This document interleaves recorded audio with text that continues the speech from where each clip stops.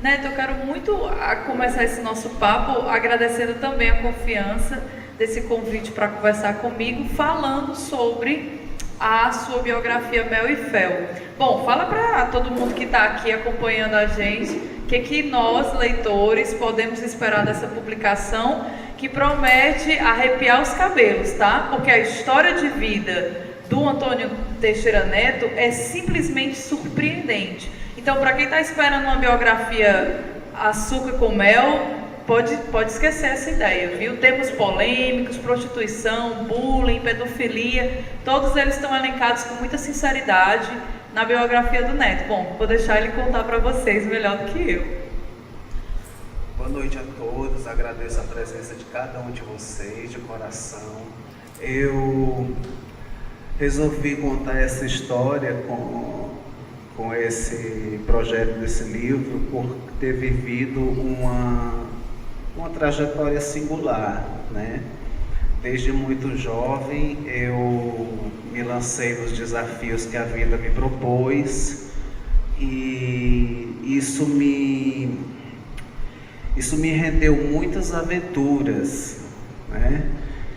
Que seria uma pena ficar só nas minhas memórias, né? Nas minhas lembranças.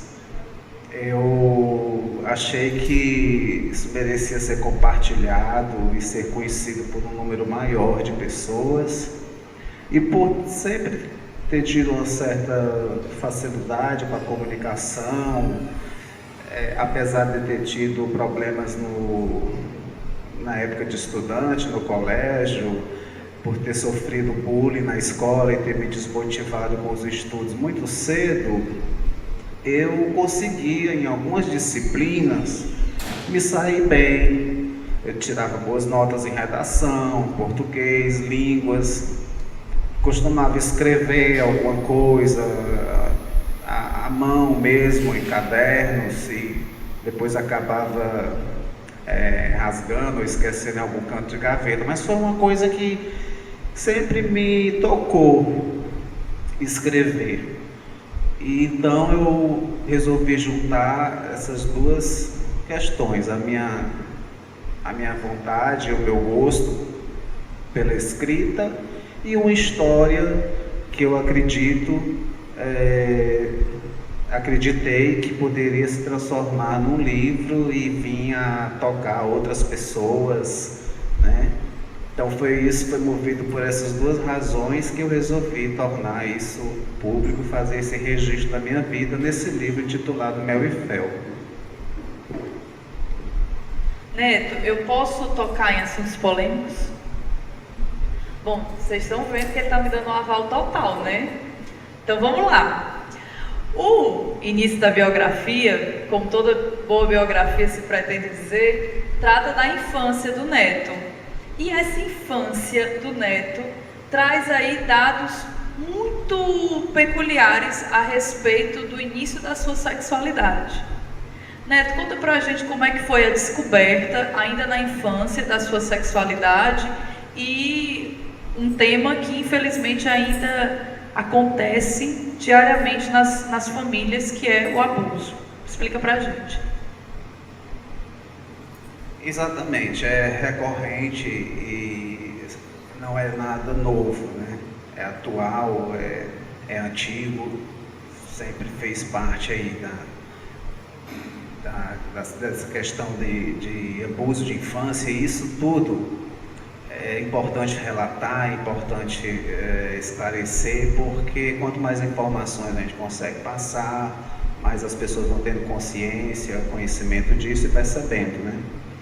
Eu tive uma infância erotizada precocemente, porque sofri um abuso por parte de uma pessoa muito próxima da família, que era um tio de criação, que na época era adolescente, e eu tinha 5 anos de idade, mais ou menos, e ele sempre tinha condições, situações de ficar sozinho comigo e se aproveitar disso, me bulinando e me levando a situações sensuais, eróticas.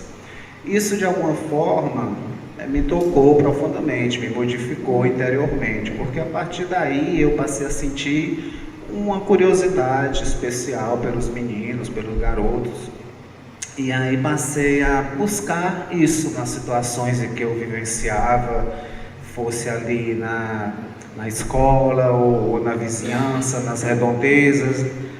Aquilo foi fazendo parte da minha infância de uma forma natural, e eu fui dando vazão a esse sentimento, que logo percebi que era algo reprovável, porque uma criança não consegue esconder essas coisas de todo mundo por muito tempo. Então, logo que os adultos ali que me cercavam foram percebendo algo estranho, me reprimiram. No entanto, eu já tinha desenvolvido essa afinidade, né, com esse tipo de acontecimento. Então, eu percebi que eu precisava manter isso em segredo, já que era uma coisa que me despertava o interesse. A partir do momento em que eu fui apresentado a esse universo da sensualidade, do erotismo, eu passei a desenvolver uma afinidade com isso, e por ter sido recriminado, censurado, eu entendi muito cedo que era necessário que eu não deixasse que os adultos percebessem as minhas novas brincadeiras.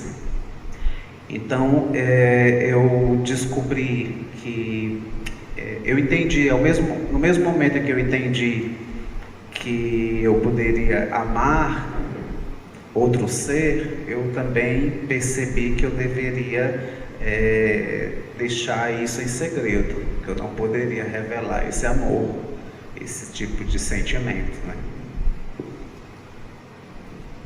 Neto, e a busca pelo amor sempre foi motivadora para você. Em muitos momentos, em muitas fases, esse rompimento se dá através da descoberta do amor, desse anseio do amor.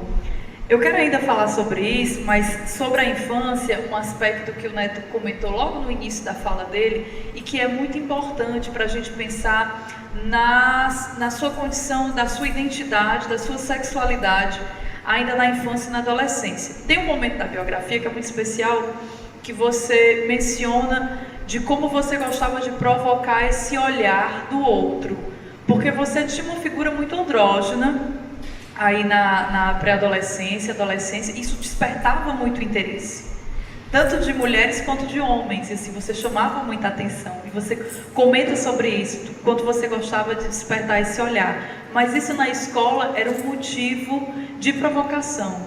Fala pra gente como é que foi esse processo escolar difícil, tumultuado, e esse início de um desenvolvimento seu humano, já optando por uma identidade que você iria assumir posteriormente, a identidade feminina. Eu posso dizer que ir para a escola era um grande desafio, porque eu era perseguido pelos meus colegas. Na época eu tinha 13 anos, 14 anos, e naquela época não havia nenhuma política de aceitação, de tolerância.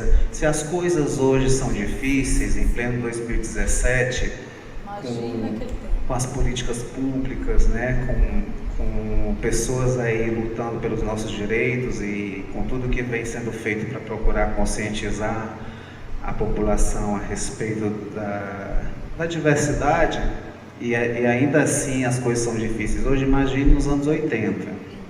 Então, na escola é onde a criança, o adolescente, sente mais a pressão, né? Porque as crianças, os jovens, eles são muito cruéis, né?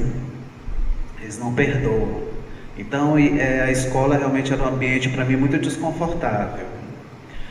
E por conta disso foi que eu acabei uns anos depois me desmotivando, baixo rendimento, repeti o último ano do ensino fundamental 4 vezes, e isso fez com que eu acabasse abandonando naquela época, os estudos.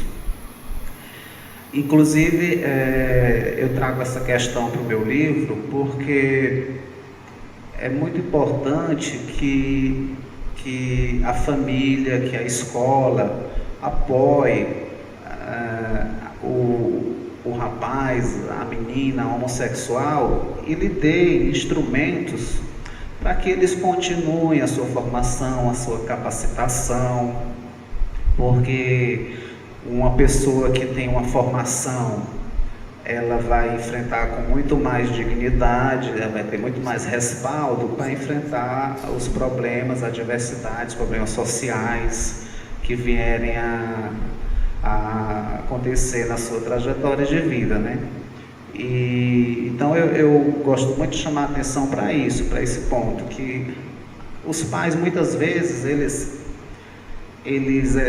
não aprovam a orientação sexual de seus filhos ou filhas, temendo por uma trajetória difícil, pelo preconceito. Só que eles deveriam saber que, dando total apoio a essa criança, a esse adolescente e condições para que ele se capacite, se forme, se profissionalize, ele vai estar contribuindo para a formação de um cidadão, né, de uma pessoa íntegra e inteira.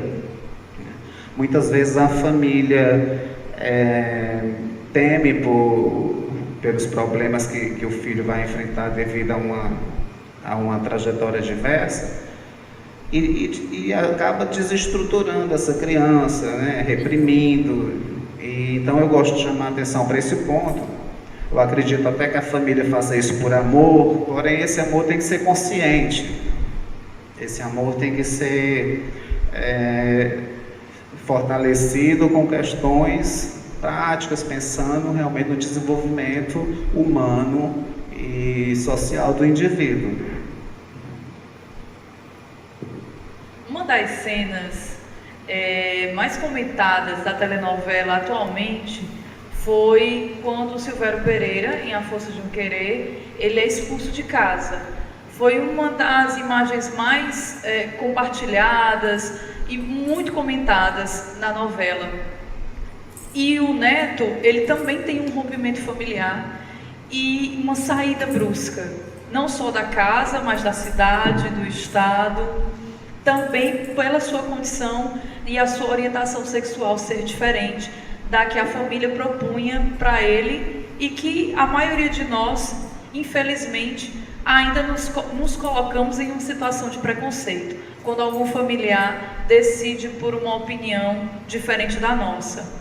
E aí, Neto, pensando um pouco naquela imagem do Silvério e pensando na sua história, fala pra gente um pouquinho de como é que foi esse rompimento e essa saída e o convite para ir para o Sudeste, que era a opção então que se mostrava para você aberta para que você pudesse viver e experimentar a sua sexualidade. É preciso antes esclarecer que eu vivi uma trajetória diversa. Primeiro, eu me identifiquei como um gay, um rapaz gay do gênero masculino. Depois, fui vivenciando isso e mais tarde me despertou o desejo da transexualidade. Eu deixei de me identificar com o meu próprio gênero, com o gênero masculino, e surgiu em mim um desejo de viver no gênero feminino, de virar mulher. Então, quando eu fui confrontado com a transexualidade, eu não tinha capacitação, formação, não tinha preparo profissional nenhum. E aí eu já estava com os meus 23 anos de idade, 24 anos de idade. Então eu senti essa necessidade gritante, achando que já estava nos últimos minutos do segundo tempo e eu tinha que vivenciar isso a qualquer custo. Como eu não tinha nada, não tinha um trabalho, não tinha uma formação, estava meio perdido na vida, eu pensei, quem não tem nada, não tem nada a perder. Então, se o que me resta como alternativa para vivenciar a minha transexualidade é a prostituição, então vai ser isso, vai ser por esse caminho. Eu já tinha alguns exemplos de outras trans que haviam trilhado esse caminho, porque naquela época não havia muita política de aceitação dessas pessoas em outras áreas, como acontece hoje. Então, quando eu me vi confrontado com a transexualidade, que isso me foi imposto assim, dessa maneira, eu não pensei duas vezes. Eu me enveredei por esse caminho, viajei, me desloquei daqui para o sudeste do país e lá passei a vivenciar toda essa realidade de prostituição, onde a gente tem um contato muito próximo com drogas, com traficantes, clientes, cafetinas, e foi um baque muito, muito grande para mim na época, porque eu saí da casa da minha família, dos meus parentes, e de repente me ver numa esquina em São Paulo, vivenciando ali toda aquele submundo, né? Vulnerabilidade e violência. Sim, muita violência e muita concorrência, desafeto, mas eu já estava lá e não tinha mais como voltar. Então eu tive que encarar isso e procurar passar por esse meio da melhor maneira possível para conseguir o que eu queria, que era a transformação.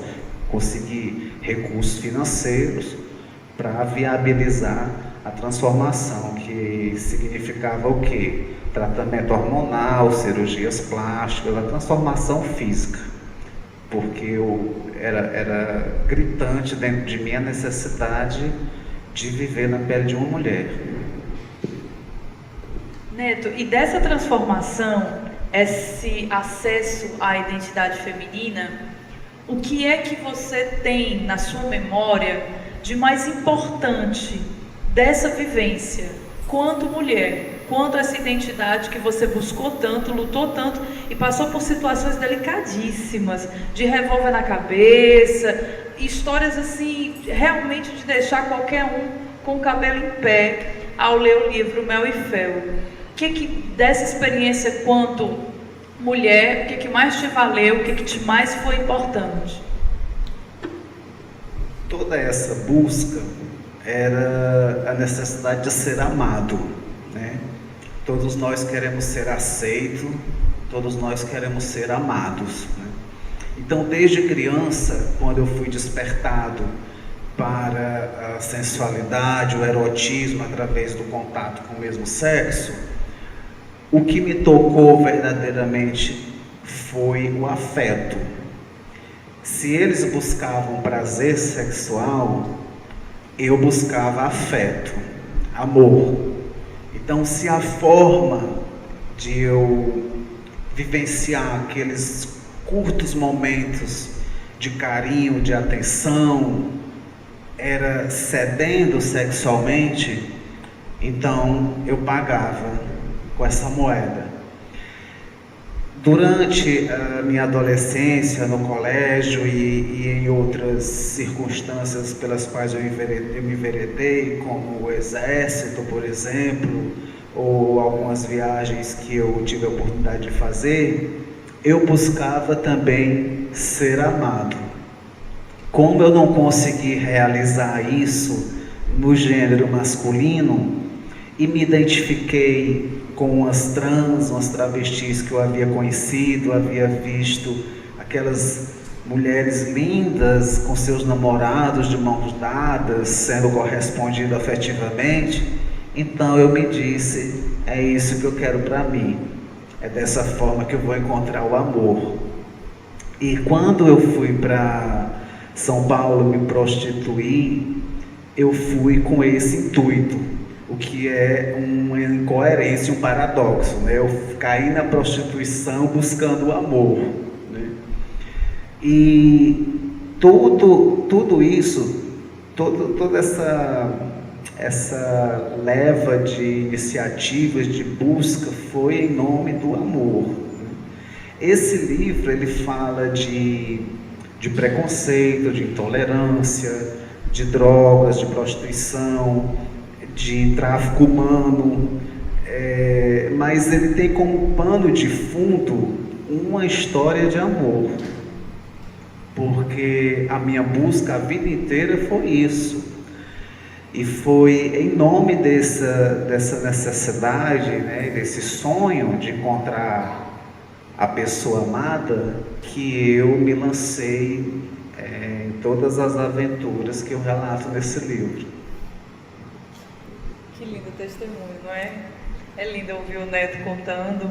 É um testemunho de coragem, acima de tudo, de muita coragem. Neto, como é que foi o convite para o estrangeiro e se deparar no outro país já devendo horrores? Em São Paulo eu me distraí muito. Os anos que eu passei em São Paulo, eu não foquei com muita precisão na minha necessidade de fazer algo construtivo na vida prática. Eu me distraí com namorados, eu gastei dinheiro, eu passei um período da minha vida envolvido com drogas. Não foi um período muito longo, mas também ajudou a me distrair, e nisso os anos foram passando. Quando eu me vi com 30 anos de idade e que ainda não tinha nada substancial, ganhava hoje, gastava amanhã, era jovem, era bonita, chegava numa esquina e sempre tinha a minha renda garantida, então não me preocupava muito. Sabia que o que eu gastasse hoje, amanhã eu ganhava novamente.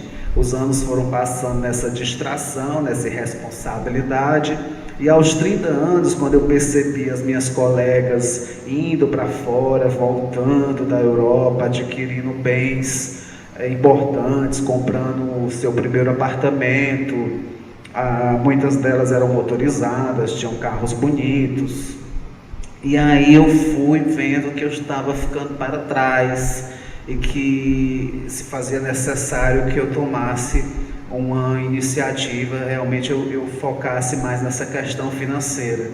Então foi aí que, por intermédio de uma conhecida que já estava estabilizada na Europa, eu entrei em contato com ela e ela me convidou para encontrá-la lá. E o trato é que eu deveria pagá-la $8.000 por ela abrir as portas da Europa para mim.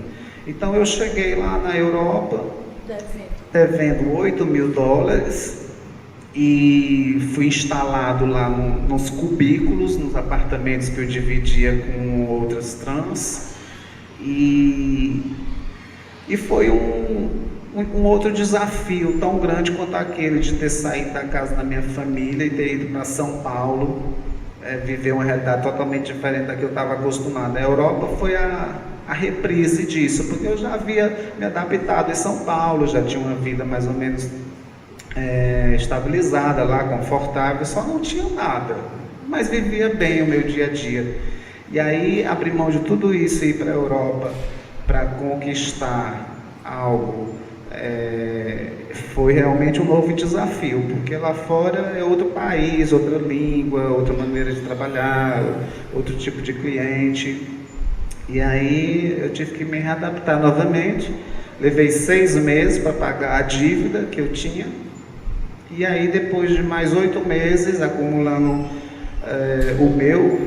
guardando o meu dinheiro, eu consegui alguma coisa. Vim para São Paulo, voltei para São Paulo, comprei um carro, tirei minha carteira de motorista, e aquilo foi me motivando. Eu fui vendo que a coisa funcionava bem. Então o projeto era ir passar uma nova temporada lá e acumular um valor significativo e voltar para o Brasil e investir. Foi assim que eu fiz ao longo de 10 anos. Eu ia para a Europa, passava uma temporada de 1 ano e meio, 2 anos, voltava para o Brasil e investia o dinheiro que eu tinha conseguido juntar em alguma coisa, em algum imóvel. Então foi dessa forma que eu consegui minha estabilidade financeira depois de 10 anos lá. Neto, e como é que foi a decisão de voltar para o Brasil e mudar novamente de gênero? Como é que foi essa decisão de não mais se identificar com a identidade feminina? Alguma coisa já vinha acontecendo dentro de você para que você voltasse a esse retorno do Antônio Teixeira Neto. Conta pra gente como é que foi esse rompimento. Muitas questões me levaram a essa decisão de fazer uma nova transição de gênero. Não foi uma coisa específica, não foi um acontecimento X, foram todas as minhas vivências. Aquilo vai fazendo a gente rever certos conceitos que a gente tinha, certos valores. Então, na verdade, eu costumo dizer que o meu retorno ao gênero masculino, ele foi uma espécie assim de desapego, de amadurecimento, porque de repente eu vi com menos importância tudo aquilo que eu havia feito, havia lutado, enfrentado para me transformar naquela mulher trans. Aquilo tudo, em determinada altura da minha vida, deixou de ter a importância que eu sempre havia dado. Então eu pensei que seria muito mais confortável, mais cômodo viver o restante da minha existência na minha identidade original. Porque ser mulher é muito difícil, Lídia, dá muito trabalho, é uma mão de obra. A mão de obra danada, é caro, é desconfortável, vocês andam em cima de saltos, se equilibram em cima de saltos, você vive com malhas apertadas, não pode sair daqui à esquina sem passar um batom, sem botar um brinco, um penduricalho. Olha, é uma mão de obra, né? E aí, eu acreditei que o que eu tinha que viver como Nádia, que foi o nome adotado durante os 18 anos que eu vivi sob a pele de um transexual, eu acreditei que o que eu tinha que viver como Nádia eu já tinha vivido.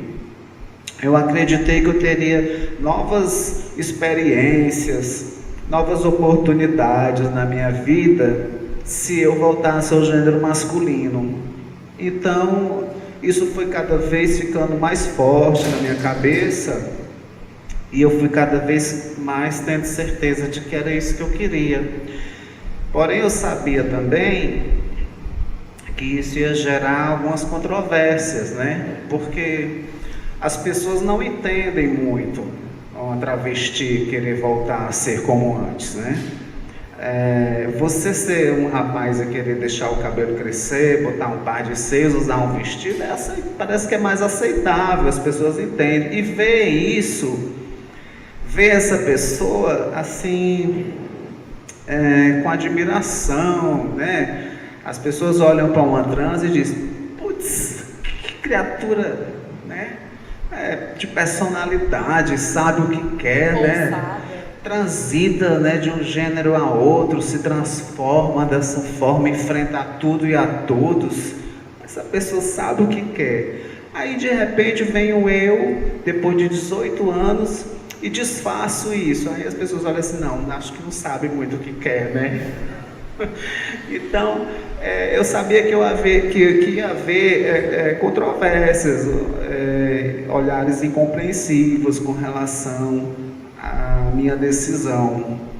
Só que isso já estava tão forte dentro de mim que eu pensei, bom, quando eu virei travesti, quando eu me transformei no gênero feminino, também tive que enfrentar a incompreensão de muitas pessoas. Então não é nada novo para mim. Se eu vou ter que enfrentar isso novamente, eu já tenho um respaldo para isso. E o importante é a gente fazer da nossa vida, da nossa existência, usufruir do nosso corpo da maneira que a gente bem entende, né? Então foi por conta disso, de ter essa natureza desafiadora de querer fazer o que se tem vontade e de querer ser o que se quer, que eu construí a minha existência, a minha trajetória dessa forma. Que lindo, né? Acho que essa é a mensagem a melhor mensagem que você poderia deixar pra gente nesse livro. Viver a vida que a gente quer, com dignidade, com coragem. Bom, Neto, mas eu não vou encerrar agora ainda não, tá? Eu vou abrir já para vocês, eu sei que tem muita gente que quer fazer pergunta. Bom, o Neto passou por inúmeras transformações. Eu não estou nem aqui mencionando as transformações internas, tá? Só dessas transformações externas, de você fazer várias cirurgias, e que não é um processo nem caro, aliás, nem barato, nem também um processo ameno. Pelo contrário, é caro, é traumático, envolve uma série de escolhas que você precisa fazer, ter coragem acima de tudo. E você descreve que até quando você decide voltar para a identidade de neto, isso também se deu paulatinamente, não foi de uma vez, não foi de uma forma abrupta. Até o corte de cabelo foi devagar, para que você pudesse voltar a se identificar, se olhar no espelho. Fala pra gente sobre essas transformações todas. Quantas cirurgias, né, ao todo? Olha, foram para voltar do gênero feminino ao masculino, para abandonar o corpo da Nádia e voltar a ser esse rapaz que vos fala. Eu passei por 3 cirurgias no espaço de 1 ano e meio. Mas o mais difícil não foi isso, porque eu lembro que a segunda cirurgia que eu me submeti para a redução da mama, eu estava deitado já preso na mesa de cirurgia, porque eles nos acorrentam, né, os braços, para que a gente não se debata durante a cirurgia, e eu estava cantando, e a pessoa anestesista entrou, e canta, prestes a fazer a cirurgia, né? Então eu lembro dessa situação. Claro que é traumático, existe o período de convalescência, os medicamentos, tudo isso não é agradável. Mas o foco é lá na frente, é no resultado. Porém, o mais difícil dessa época de transição era me impor como homem, porque eu me tornei uma figura feminina bastante convincente.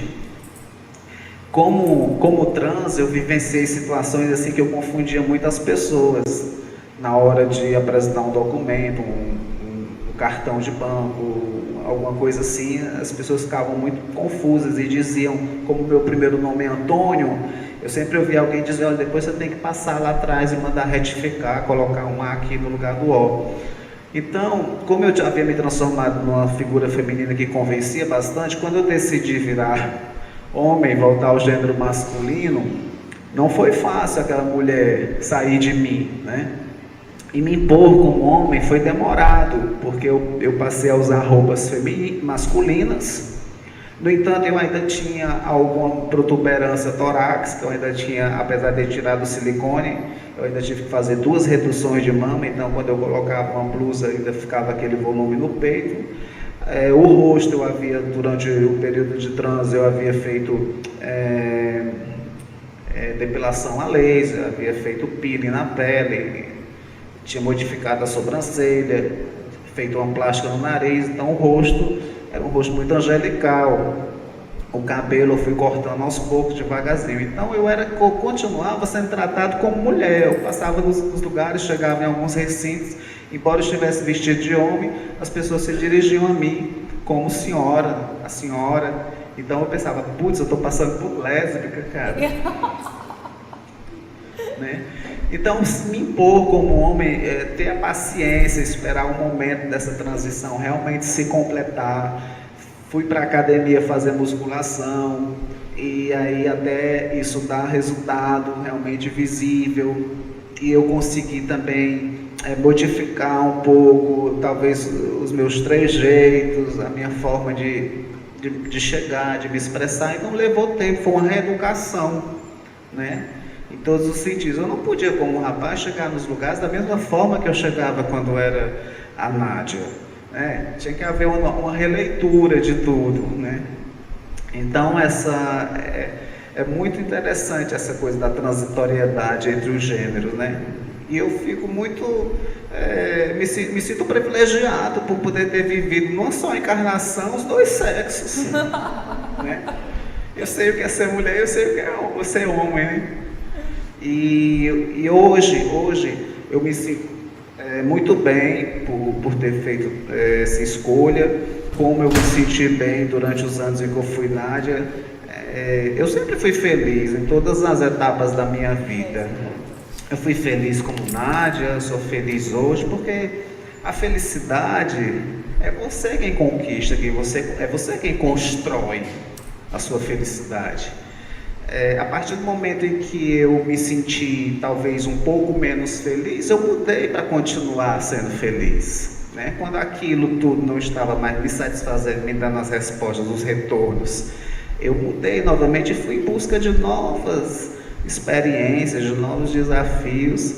Então, não existe essa de frustração, a minha mudança não foi motivada por nenhuma frustração, algo negativo. Não, foi uma mudança, foi feita com muita alegria, com muita alegria mesmo.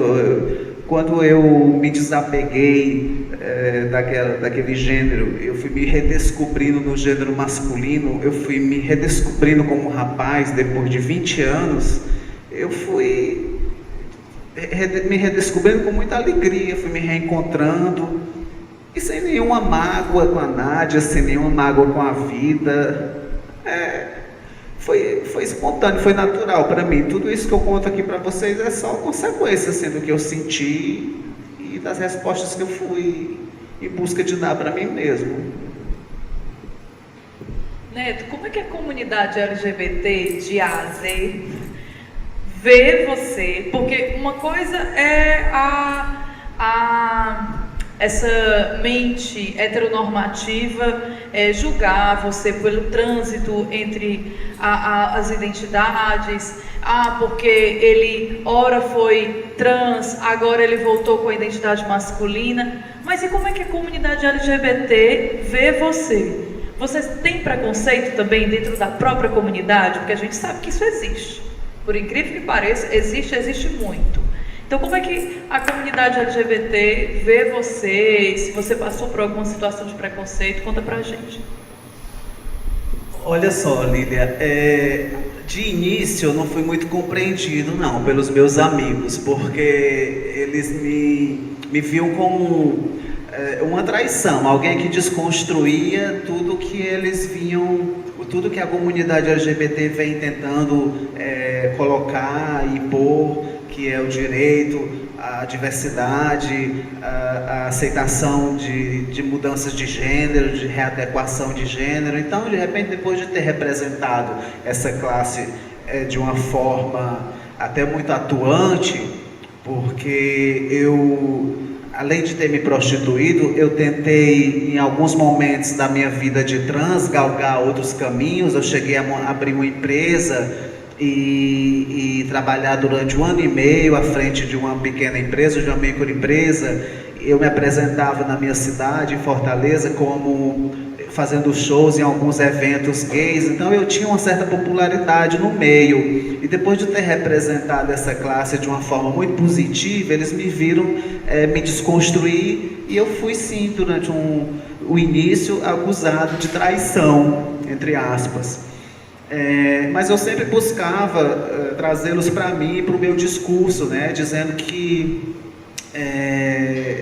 eu era um caso de transição entre os gêneros, que eu não estava levantando nenhuma bandeira, procurava mostrá-los que eu não estava ali recriminando, eu continuava amigo de todos. Eu continuava frequentando à noite os mesmos lugares onde eu andava. Procurei aos poucos, indo nas oportunidades que eu tinha, mostrando para eles que eu apenas havia abandonado aquele gênero, mas que eu continuava vivenciando a minha homoafetividade, a minha homossexualidade da mesma forma.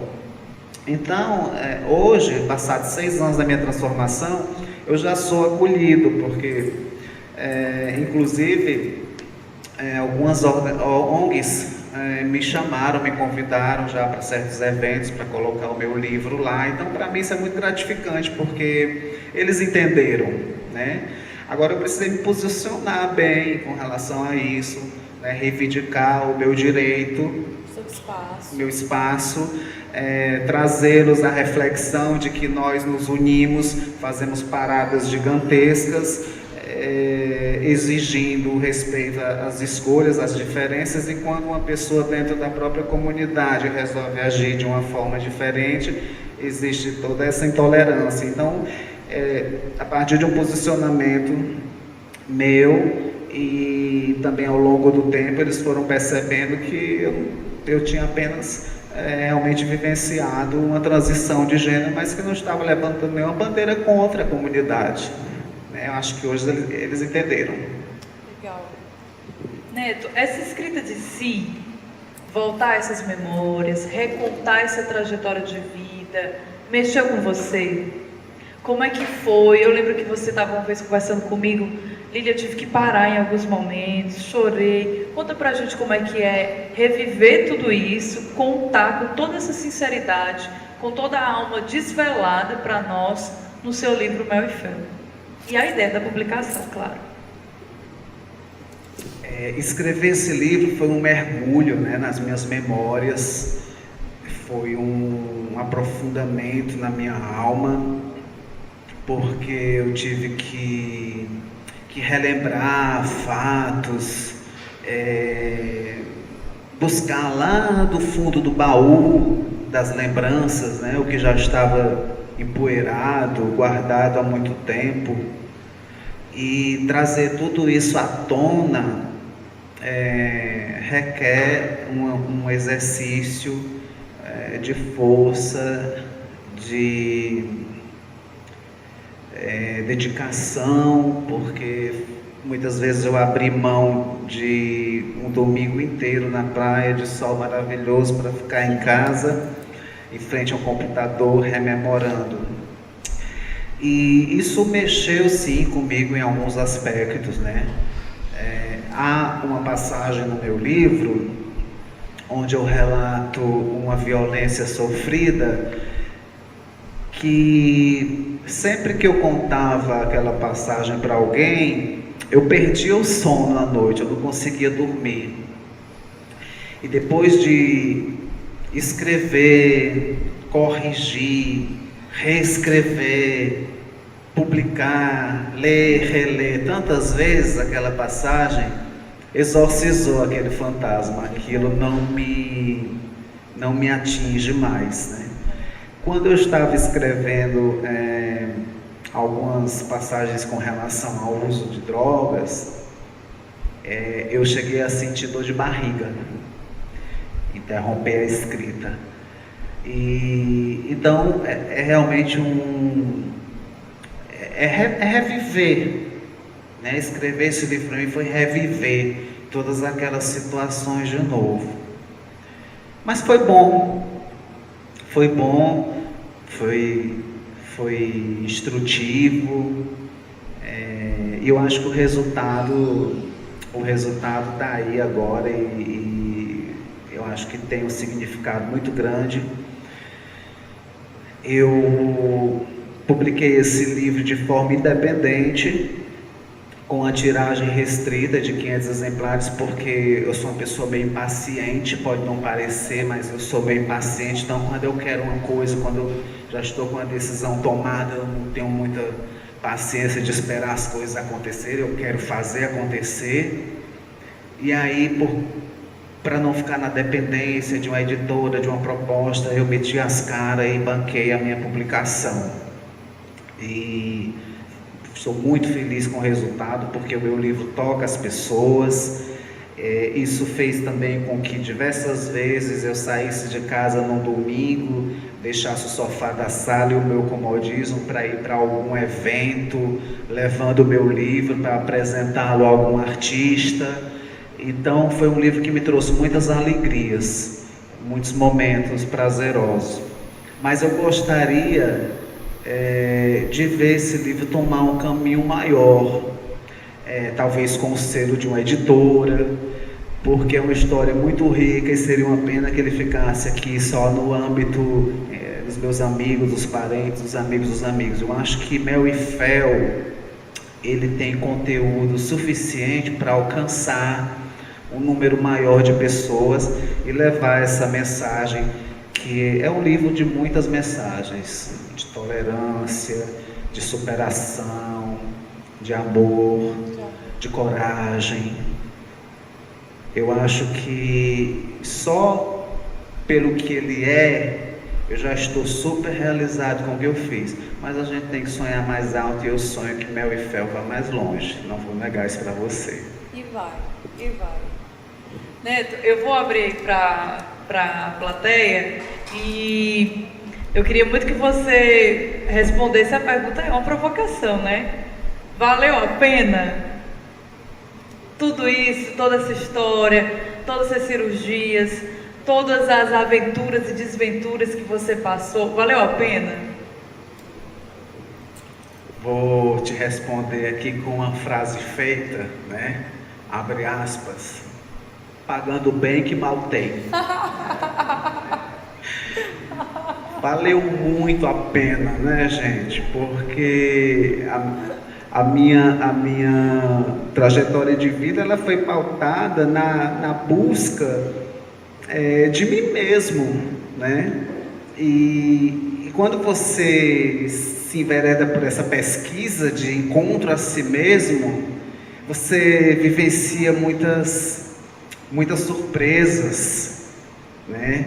Você também se encanta com o que você vai descobrindo sobre si mesmo, sobre os outros, porque quando você conhece a si mesmo é muito mais fácil reparar nos outros também, né? Então valeu muito a pena, tudo vale a pena. Outra frase feita, tudo vale a pena se a alma não é pequena. Bom, como eu prometi,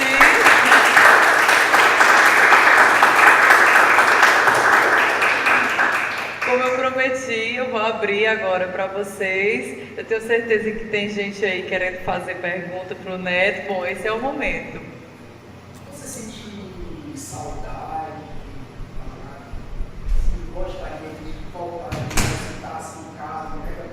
Queria se amar agora nesse momento. Boa pergunta, excelente pergunta. Se eu sinto saudades da Nádia, né? Da época que eu vivi como Nádia. Olha, eu vou te dizer uma coisa. Aquela mulher me dava tanto trabalho. E ela era toda exuberante, né? Eu acho que eu vivi tudo no seu momento, sabe, amigo? Como Nádia, eu fui muito valorizada por ser uma transexual bonita, por ser uma pessoa atuante. Como eu já disse, eu participava do meio LGBT de uma forma atuante, positiva. Eu era muito admirada por morar no exterior, por atravessar o oceano e conhecer países lá fora.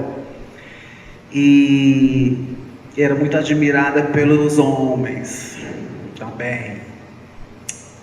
Mas tudo aquilo foi vivido no seu momento, me foi satisfeito, né?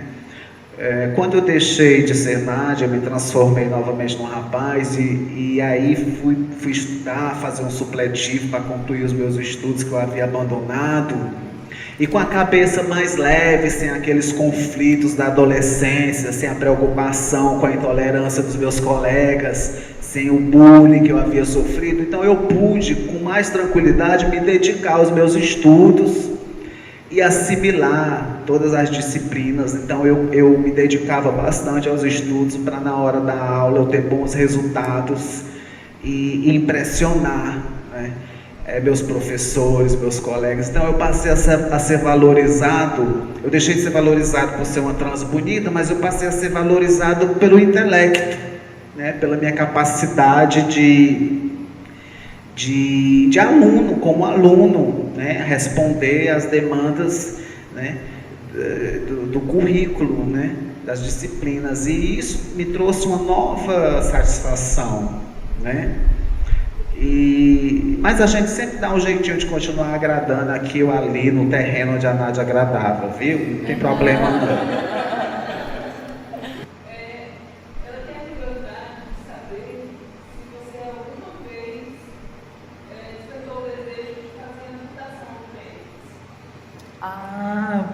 Boa pergunta.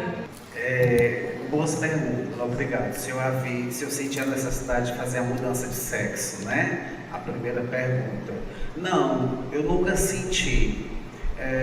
Aquilo para mim aquela mulher, aqueles seios fartos, aquele cabelo grande, aquela vestimenta toda, aquilo para mim era uma brincadeira séria, porque era a forma que eu existia e era através dela que eu interagia com o mundo à minha volta e era como eu me identificava. Mas era assim uma fantasia, aquilo me permitia, aqueles seios, aquele cabelo, aquela indumentária toda, me permitia flutuar, sonhar, caminhar nas nuvens, viver o que eu idealizava, né? Mas o meu órgão sexual, eu nunca amputei porque ele funcionava para mim como uma âncora de um navio, ele me deixava ali firme e consciente de quem eu era realmente na minha origem. Então eu nunca pensei em fazer a mudança. E as drogas que eu usei foram maconha, cocaína e crack. E é uma experiência que eu não recomendo a ninguém. Sempre se fala que todas as experiências são válidas, porque por pior que elas sejam, elas nos traz um aprendizado, nos traz experiência, né? Mas eu discordo disso com relação às drogas. Eu acho que experimentar droga não tem validade nenhuma, não. Eu acho que é uma furada e que bom que eu passei bem pouco tempo nisso, uns 18 meses no máximo, se não me falha a memória, e saí dela sozinho, com perseverança, com fé, com determinação, não precisei de tratamento, não, simplesmente eu vi que aquilo era uma besteira e que só iria me distrair mais e me distanciar ainda mais do sucesso e do que eu buscava para mim na vida, né? Obrigado. Quando você falou de resistência em relação a uma nova identidade, né? Quer dizer, a um retorno a uma identidade compatível com o seu sexo biológico, você falou de muita resistência em relação ao movimento LGBTQ, né? E aí eu queria te perguntar se você atribui, primeiro, porque quando eu estava conversando com você sobre isso, eu falei um termo, que era um termo que eu tinha pensado, que era reconversão de gênero, e você disse, não, conversão é um termo muito religioso, porque a minha questão era todo esse desenvolvimento que a gente tem acompanhado de um fundamentalismo religioso que promove aí uma hipocrisia na cabeça das pessoas e a cura gay viver por uma como é a tua referência nesse momento tão periclitante do Brasil, né, que vale tanto quanto a Silvia, como é a tua referência para essa ideia da cura gay? O que tu tem a dizer sobre isso para a gente, por favor? Obrigado pela pergunta. A princípio eu devo dizer que a minha transição não tem nenhuma conotação religiosa, né? Eu acredito em Deus, eu tenho a minha fé. Em alguns momentos da minha vida eu me aproximei mais, em outros eu me distanciei mais, o que é normal. Agora, eu acho que essas pessoas que precisam fazer da religião alguma justificativa para os seus atos, para as suas escolhas, eu acho que as pessoas que precisam usar essa muleta, que se apoiam em crenças religiosas, eu acho que elas devem estar buscando assim uma contenção, né? Porque eu tenho amigos que já passaram por isso, que fizeram essas escolhas, que deixaram de ser trans, travestis, outros deixaram de ser gay e seguiram a doutrina religiosa, se converteram. E eu percebia nessas pessoas, nesses meus amigos, um comportamento muito exacerbado, uma sexualidade incontrolável. Eram pessoas que se enveredavam assim pela promiscuidade de uma forma muito arriscada, sem nenhum autocontrole, sem medir consequências. E a sexualidade, para mim, é ela é algo mais tranquilo, faz parte da minha natureza, como comer, dormir, trabalhar, mas é uma coisa que me dá prazer, mas que eu tenho consciência daquilo ali, que eu estou fazendo, o porquê, até onde eu devo ir, até onde eu posso ir. Então, não me causa nenhum transtorno na minha sexualidade. Eu mudei de gênero, mas eu nunca mudei de sexualidade. Meus amigos, conhecidos, que optaram por uma reconversão, eu percebia no comportamento deles algo exacerbado, descontrolado, inconsequente. Então, eu acho que essas pessoas que buscam a religião, na verdade, elas estão querendo conter o animal indomável que existe dentro de si. Assim, é a forma que elas têm. Ou elas fazem isso, ou elas se estrepam, porque são tão inconsequentes, sexualmente falando, se deixam levar pelo momento, pelo impulso, e se colocam em situações de risco de morte por um prazer, por uma atração momentânea ali, que eu acho que elas se percebem na beira de um abismo e num sentimento de proteção, de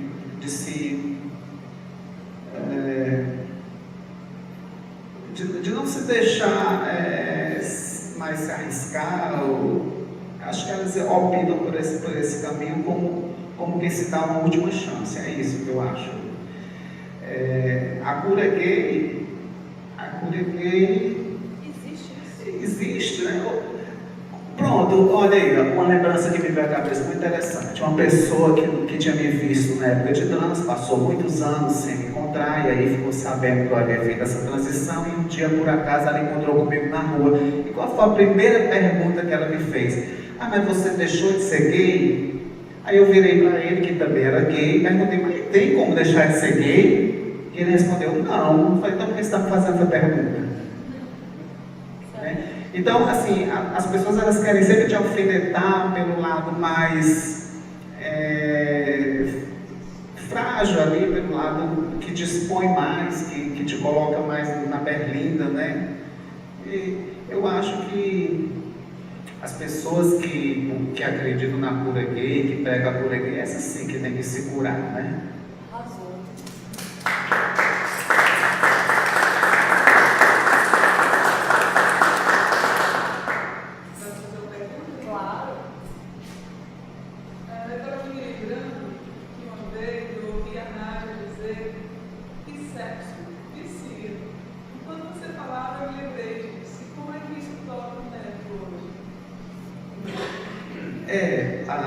A Nádia falava que sexo vicia, e eu acredito que tudo que dá prazer vicia, né?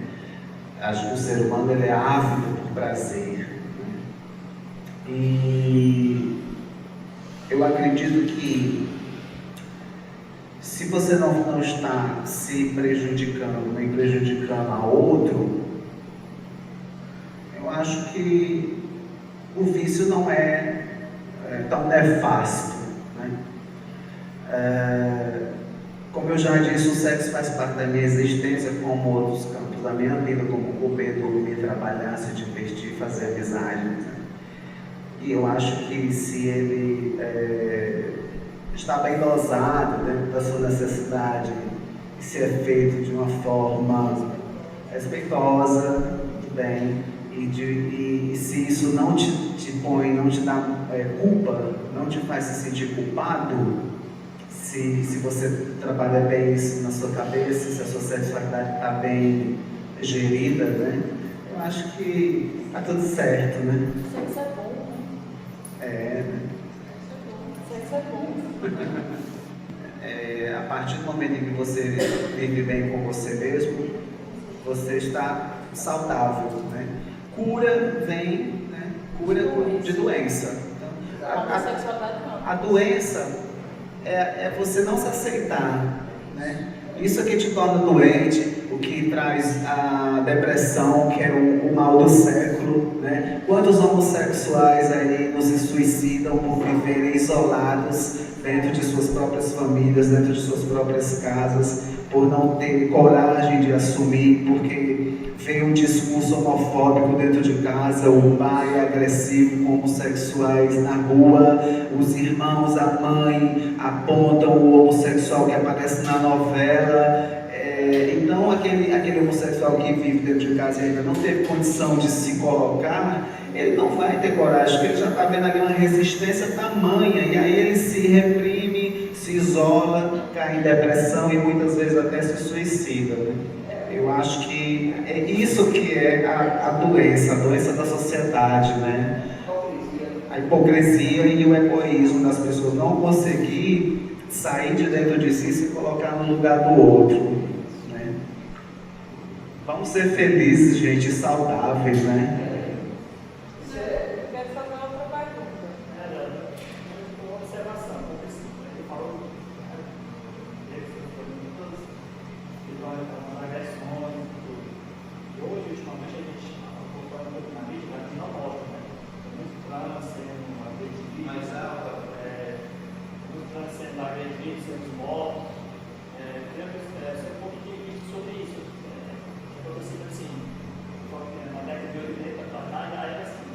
A base dessa década de 2000, mas está piorando. Com todas as políticas públicas já existentes. Mas o índice é muito mais, né? A gente está vendo uma repercussão muito grande com relação a crimes homofóbicos, a transfobia, e a sua pergunta ela é ótima porque se refere à violência dos dias atuais contra transexuais, né, e contra homossexuais que são agredidos e mortos, e isso vem repercutindo de uma forma muito constante na mídia. E eu acredito que esse ódio ele se deva pelas diferenças de interesses, né, que há, e cada pessoa quer defender os seus valores, as suas convicções. Isso a gente vê em todos os campos de trabalho, a rivalidade que se vê às vezes em ambientes de trabalho onde uma pessoa trapaceia, derruba a outra para conseguir um posto maior.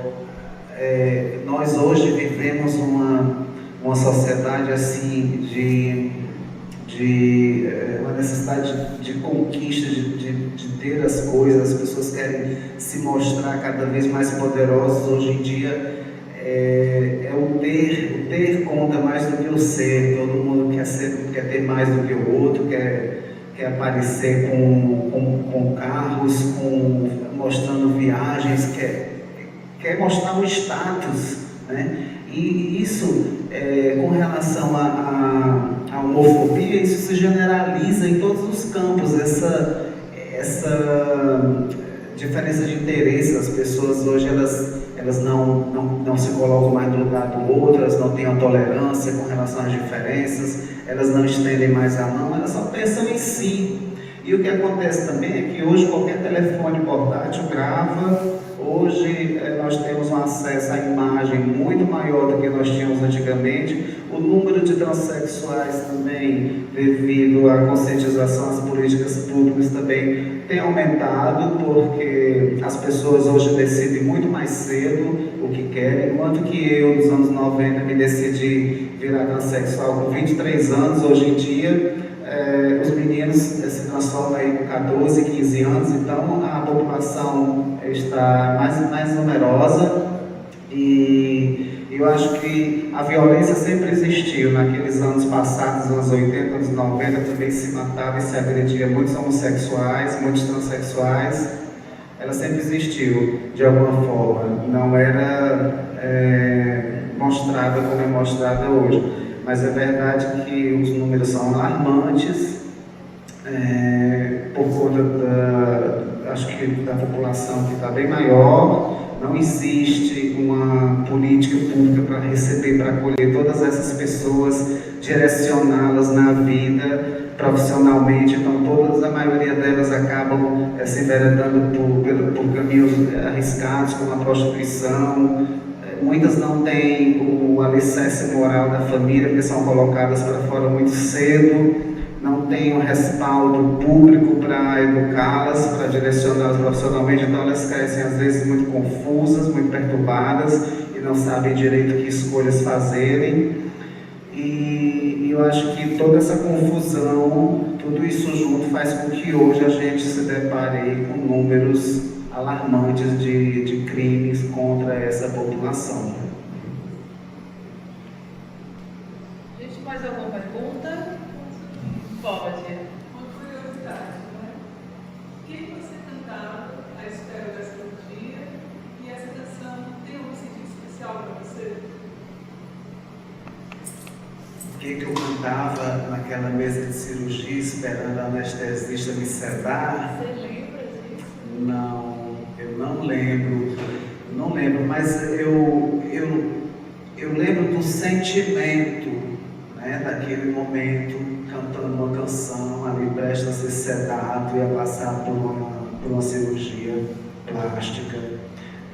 Meu sentimento era de mais uma vez estar indo de encontro ao que eu acreditava. Meu sentimento era esse, de estar me colocando ali naquela mesa de cirurgia, buscando o que eu queria, que era mais um passo em direção à minha identidade masculina, depois de ter vivido 20 anos, né, no gênero feminino. Esse sentimento eu me recordo bem. Eu cantava porque eu estava feliz. Estava indo para uma mesa de cirurgia, prestes a ser cortado por um bisturi, mas estava feliz porque eu estava fazendo o que eu acreditava. Legal. Bom, gente, dado adiantado da hora, eu quero muito agradecer a presença de todos, dizer a nossa gratidão de vocês estarem aqui compartilhando conosco essa história maravilhosa de coragem, de superação e, acima de tudo, de muito amor. Amor à vida, amor às pessoas.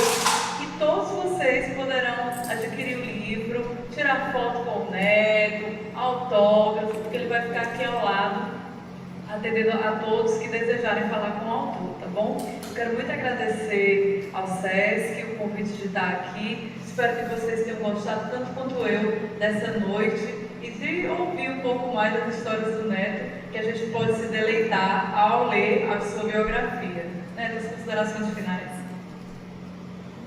Eu estou vivendo esse momento aqui ao lado de vocês, assim, com muita alegria. Poder compartilhar a minha história, as minhas ideias com os outros é algo que me engrandece. Tê-los aqui me escutando e se divertindo com as minhas narrativas faz com que eu acredite que tudo valeu a pena, como você perguntou anteriormente, Lilian. E é isso, pessoal, é agradecer e agradecer a você, Lilian, pela sua colaboração, ao SESC, à pessoa da Norma, ao pessoal da filmagem, Alexandre Fleming, a todos os amigos aqui presentes. Agradecer a vocês e dizer que Mel e Fel está aí à disposição.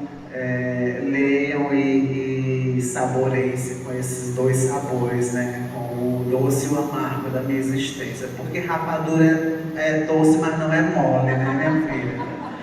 Um beijo e obrigado a todos.